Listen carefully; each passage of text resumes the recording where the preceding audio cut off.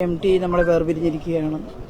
എല്ലാവരും പറഞ്ഞു ഒരു വലിയ ശൂന്യത മനസ്സിൽ അനുഭവപ്പെടുന്നു എന്നുള്ളത്. മലയാളത്തിനെ സംബന്ധിച്ചിടത്തോളം മാത്രമല്ല നമ്മുടെ രാജ്യത്തിനെ സംബന്ധിച്ചിടത്തോളം തന്നെ അതീവ പ്രതിഭാധനന്മാരായ സാഹിത്യകാരന്മാരുടെ കൂട്ടത്തിൽ ഒരാളായിരുന്നു MT.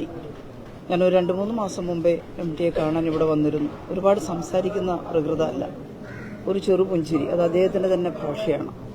അത് ലഭ്യമായി എന്നുള്ളത് ഒരു വലിയ സമ്മാനം കിട്ടിയതിന്റെ പ്രതീതിയാണ് എനിക്ക് അന്ന് തോന്നിച്ചത്. നല്ല ക്ഷീണിതനായിരുന്നു, അല്ലെങ്കിലും അധികം സംസാരിക്കുന്ന കൂട്ടത്തിലല്ല.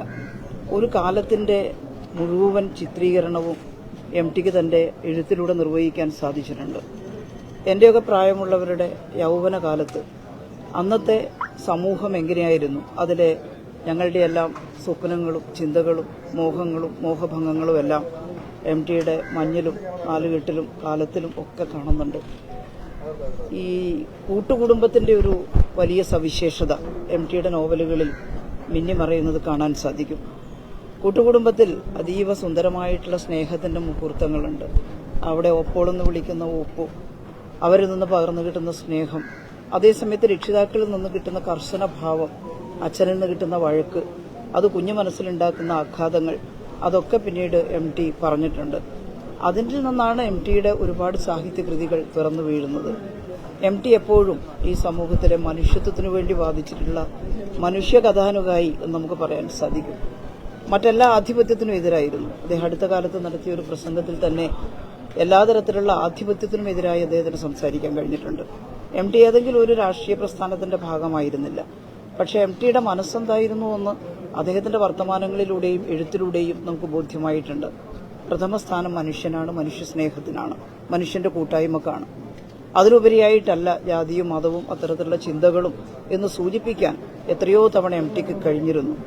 MT വളരെ നന്നായിട്ട് ഈ സമൂഹത്തിലെ തിന്മകളോട് കലഹിച്ചിരുന്നു. ആ കലഹത്തിന്റെ ഏറ്റവും നല്ല ദൃഷ്ടാന്തമാണ് നിർമാല്യം. നമ്മൾ കണ്ടിട്ടുണ്ട്, അതിലെ വെളിച്ചപ്പാട്. എന്തായിരിക്കണം പട്ടിണി കിടക്കുന്ന മനുഷ്യന്റെ പ്രതികരണം എന്താണ് എന്ന് കാണിക്കുന്ന ഒന്നാണ്. ഒരുപക്ഷെ നിർമാല്യത്തിലെ പ്രതികരണം ഈ അടുത്ത കാലത്താണെങ്കിൽ അതിനെന്തെല്ലാം വ്യാഖ്യാനങ്ങളും അതിനെന്തെല്ലാം പ്രശ്നങ്ങളും ഉണ്ടാകുമായിരുന്നു എന്ന് ഭയക്കുകയാണ്. അങ്ങനെ നിർഭയം പറയാൻ കഴിയുന്ന എഴുത്തുകാരും സാഹിത്യകാരന്മാരും എല്ലാം ചേർന്നാണ് ഈ സമൂഹത്തെ ചിട്ടപ്പെടുത്തിയത്. ഒരുപാടൊന്നും പറയേണ്ടതില്ല. MTയുടെ കൃതികൾ ഈ സമൂഹത്തെ ചിട്ടപ്പെടുത്തുന്നതിന് സഹായിച്ചിട്ടുണ്ട്. ഞങ്ങളെപ്പോലുള്ള അന്നത്തെ ചെറുപ്പക്കാർ വായിച്ചു വളരുമ്പോൾ ഭാഷയുടെ സൗന്ദര്യം, ഒട്ടും മേധസ്സില്ലാത്ത ഭാഷയാണ് MTയുടേത്. മലയാളം ഇത്ര മനോഹരമായി ഇത്ര തീക്ഷ്ണമായി പ്രയോഗിക്കാൻ കഴിയുന്നു എന്നുള്ളത് അത്ഭുതകരമായിട്ടുള്ള കാര്യമാണ്. ആ വായനയിലൂടെയാണ് ഞങ്ങളെല്ലാം സംസാരിക്കാൻ പഠിച്ചിട്ടുള്ളത്. അതെല്ലാം അപ്പടി ഉൾക്കൊള്ളാൻ കഴിഞ്ഞു എന്ന് പറയാൻ സാധിക്കില്ല. പക്ഷേ കുറെ കാര്യങ്ങൾ ആ ഭാഷയുടെ നൈർമല്യം ഉൾക്കൊള്ളാൻ സാധിച്ചു. നൈർമല്യം മാത്രമല്ല, തീക്ഷ്ണമായിരുന്നു. രണ്ടാം എഴുത്തിൽ MT പറയുന്ന ഒരു വാചകമുണ്ട്, ചങ്ങലയഴിഞ്ഞ ചണ്ഡമാരുതനെ പോലെ അവൻ കാട്ടിൽ നിന്നിറങ്ങി വന്നു. അതായിരുന്നു ഭീമൻ, അതിന്റെ അംശമായിരുന്നു ഭീമൻ. അത് എന്തോ ഒരു ശക്തമായ ഭാഷയാണ്. ഞാനതെല്ലാം ഇവിടെ വിശദീകരിക്കുകയല്ല. പക്ഷെ അതൊക്കെ മനസ്സിൽ മിന്നിമറയുകയാണ്. MT വായിക്കപ്പെടണം. വരുന്ന തലമുറ ധാരാളമായിട്ട് MTയുടെ എല്ലാ പുസ്തകങ്ങളും വായിക്കണമെന്ന് ഞങ്ങളെപ്പോലുള്ള മുതിർന്ന തലമുറ ആഗ്രഹിക്കുന്നു. ഞങ്ങളും തുടർന്ന് വായിക്കണം. മരണം ഒരു അനിവാര്യതയാണ്. പക്ഷേ MTയെ പോലുള്ളവർ നഷ്ടപ്പെടുമ്പോൾ നമുക്ക് അതൊരു വലിയ ആഘാതമാകുന്നു എന്നുള്ളത് വസ്തുതയാണ്. ഇനി അദ്ദേഹത്തിന്റെ ഓർമ്മകളും അദ്ദേഹത്തിന്റെ പുസ്തകങ്ങളിലും നമ്മളിലൂടെ ജീവിക്കും. ടീച്ചറിന്റെ സരസ്വതി ടീച്ചർ, ഞാൻ ടീച്ചറിനോട് പറഞ്ഞു, ടീച്ചർ ധന്യയായിട്ടുള്ള ഒരു സ്ത്രീയാണ്. കാരണം അവരൊരുപാട് കഴിവുള്ളവരാണ്. പക്ഷേ അവർ തന്നെ പറയുന്നത് ആ കഴിവിന്റെ 80% പ്രകാശിപ്പിക്കാൻ സഹായിച്ചത് MTയുടെ സാന്നിധ്യമാണ് എന്നാണ്. മകൾ അശ്വതി MT ആഗ്രഹിക്കുന്നത് പോലെ ഒരു കലാകാരിയായി വളർന്നു വന്നിരിക്കുന്നു. ആ കുടുംബത്തോട് അവർക്കുള്ള ദുഃഖത്തിൽ പങ്കുചേരുന്നു.